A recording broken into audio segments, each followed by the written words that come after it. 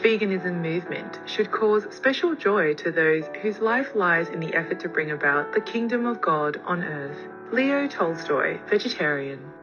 Our programs offer many languages. Please visit suprememastertv.com/schedule. I felt a release from my heart chakra from the pineal gland to a soft spot in my head where I went around in centrifugal force. I went beyond the gravitational pull and I went into the sun. Continue watching to find out more. Kapu Gurga is G'day in Kalalagaya, one of the indigenous languages of Torres Strait Islands. I am Kathy. Our people thank you for protecting our Mother Earth and pray you live each day in divine bliss. Treasured viewers, welcome to our show. Glenn Ratcliffe, vegan, the complete actor with a mission part 1 of 2. We are excited to present to you the journey of the accomplished, charismatic, and multidimensional Hollywood actor, writer, and producer Glenn Ratcliffe, who has traversed the full spectrum of roles spanning a 30-year career, transforming him into the complete actor he is today. What does it mean to be a complete actor? Many would answer in terms of acting methods and stylistic nuance, or having an ability to so realistically portray any range of genres and roles so that the actor and the character become one in the audience's eyes. This description, however, is still a result of the on-screen persona. To find the complete actor, however, we need to dive into the soul behind the name, the fame, and their favoured performances. Over these 2 episodes, Glenn Ratcliffe shares with us his soul-awakening path to completeness, one that has culminated in a clear mission to use acting to touch, move, and awaken his audience unto themselves. With vegan popcorn in hand, we begin the story. It all started on the muddy Scottish soccer fields. I came out my mother's womb playing the bagpipes and kicking a soccer ball. That's all there was there. We were very impoverished, and I remember we could afford only one pair of shoes. It was either shoes or cleats. And these shoes would encompass going to school, playing soccer, and going to church. So I chose cleats. So I would go to church with cleats on, go to school with cleats on, play soccer with cleats on. And we used to play for hours. And that's where my love for soccer came. So there was not only the benefits of being very athletic and fit, there was the benefit of being part of something, because my home life was non-existent. So when you're part of a team and you want to win something, inspiration comes, enthusiasm comes, imagination, all the qualities that are latent when you're not doing anything, they come out. So I played and I played and I played, and I got good at it because I practiced a lot. Not that I was any better than anyone else. If people practiced 2 hours, I'd do 4. And I had a desire to do it, to be the best I could. I mean, that was going really great. The childhood dream of success as a soccer player was soon shattered when Glenn sustained a broken ankle followed by 3 more fractures. Disappointments and darker times unfolded in the ensuing years. As life would have it, one unexpected day, opportunity knocked. While living in San Francisco as a construction worker, Glenn was inadvertently asked to attend an improv class that quickly revealed his latent acting abilities. This impromptu event served as a stepping stone to make a 180-degree turn for him. A little bell, and it was like a bell in my head, ding, thou shalt be an actor. It was just, I'd never thought of being an actor. It was later in life, it's not I pursued, but I had the aptitude for it just like that, somehow. So it happened.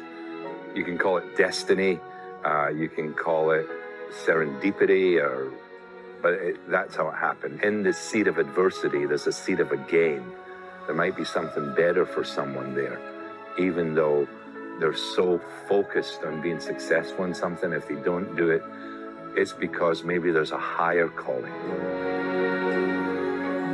From there on, With his youthful passion now reignited, Glenn began studying at prestigious institutions like the American Academy of Dramatic Arts and the American Conservatory Theatre and the Actors Studio. He trained in the Chekhov technique and attended master classes with Margie Haber, Brian Reese, and Robert Easton, to name just a few. Glenn built a solid foundation in the performing arts, perfected his talents in acting, improvisation, comedy and drama voiceover, commercials, dialects and accents, as well as production. Today, with 53 credits to his name, Glenn Ratcliffe has earned wide praise from his industry peers. Working with Glenn was an absolute privilege. He pulled out the unspoken pain of the character and portrayed it in a dimension I could only dream of. Very professional and great actor. Arkey Linden, director, Shaking Cup. Glenn is a wonderful actor plus a great human being. It is obvious Glenn was born to be an actor. He has a natural talent and a gift for the craft. He is an actor that completely dives into the character he is playing. In addition, Glenn is always a joy to work with. His kind heart and sparkling personality make him an actor any director would be lucky to have on their set. Glenn is the whole package, a talented actor and a great person. Hula Barnish, director, eyes wide open. Looking back, Glenn acknowledges that he has always been on a spiritual quest for the meaning of life, all the while he was facing the overwhelming sense of being without direction. As the bells of awakening rang, he sought deeper spiritual solace in meditation. I spent many years in limbo, not really being anything, being nothing, just lost. So that led me to my first initiation in what's called Raja Yoga many years ago, through a Yogananda teachings. I lived in an ashram for a little bit. A little bell went off in my head then when he said, "Oh, the universe is all energy." I didn't know that, but it was available to me because during my childhood, part of the curriculum was RE, with R for religious, E for education. So every day, Monday through Friday at 9 o'clock, the minister would come and he would read a book of the Bible and finish with the Lord's Prayer. And that continued all through my schooling. So I had a concept of his higher power.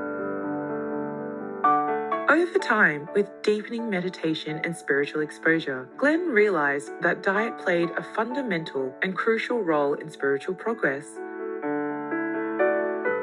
Despite how trying and challenging the process was, gradually over the years, he became fully vegan, a way of living now firmly entrenched into his everyday life. Now I look at the sight of meat and it makes me sick. Really, I can't. Now I'm proud to be a vegan, and everyone I interact with, I try and explain to them the importance of that. And I say, look, on the left hand is a beautiful salad, which means life. In the right hand, there's a steak. You can choose life or death. It's up to you. The veganism, it's very important to me because, human nature, you could come back and be reincarnated into an animal. An animal you could be eating could be human last time. So not only is the meat putrefied when the animal's killed, because it sends a signal to the nervous system that putrefies the meat, and the digestive system can't digest it. It's killing the body and it's lowering your spirituality and bringing karma upon you. Although life was going seemingly well for Glenn, once again, fate had alternate plans. While busy fulfilling his Hollywood dreams, a real-life drama intensified his spiritual evolution. En route to the set he was acting on, Glenn was rammed directly side-on by a speeding car running a red light. That impact catapulted him and his vehicle into an oncoming truck, breaking Glenn's neck. Life, it seems, had abruptly ended as Glenn's soul began its journey out of the body. I felt a release from my heart chakra from the pineal gland to a soft spot in my head where I went around in centrifugal force. I went beyond the gravitational pull and I went into the sun. And it was like, in that split second, I saw all of my whole life in this reincarnation in the form of a balloon, like a DVD, taking me through my linear time experience. There was Gregorian chants, there was a sense of fourth dimensional consciousness, and then I popped into the sun and I just expanded in consciousness for that split second of godhood. But that one experience had a profound effect of my immortality, because I know when I die, that's where I go, into light. Thanks to the grace of God, a miracle occurred as Glenn was given a second chance and returned to his body. While recovering from this near-death experience, Glenn knew that his life must take a renewed and deeper journey into meaning and action.